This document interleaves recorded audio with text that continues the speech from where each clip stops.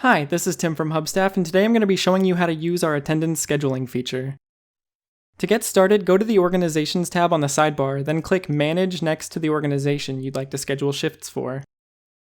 You can then select Attendance, and you'll be taken to a page that shows your team's calendar.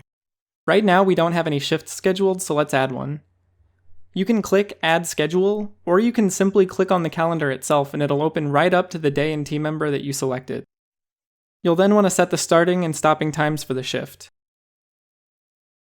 The minimum hours is the amount of hours your team member has to track during the shift in order for the shift to not be considered abandoned. The minimum hours will default to the full length of the shift, but you'll want to be careful with this. If you leave it at the default, then the team member will need to be tracking from the very beginning of the shift to the very end.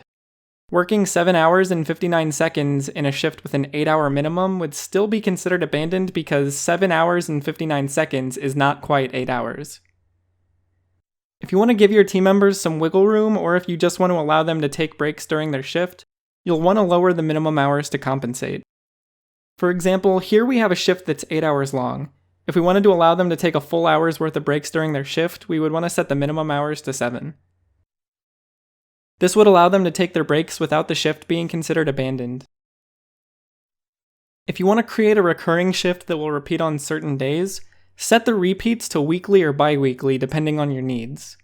You can then check these boxes to choose which days of the week this schedule should occur on, and if you only need the schedule to repeat for a certain period of time, such as in the case of contract workers, you can even specify when the schedule should stop repeating.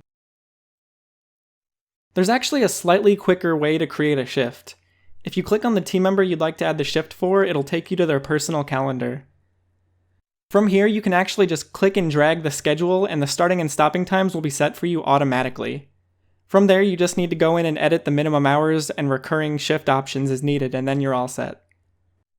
This makes it easy to add a shift that crosses over the midnight barrier because you can actually just drag the shift from one day to the next day and it'll set the dates accordingly, rather than having to manually select the 2 dates on the calendar, then selecting the correct times from the dropdown. Whenever someone is late by 5 or more minutes, you'll receive this email alert letting you know that they were late for their shift. You'll also receive one when somebody misses their shift entirely, or if they don't meet their minimum hours and abandon their shift early. The recipient of these alerts can be configured in your organization's settings. Please check out support.hubstaff.com where all of our walkthrough videos can be found.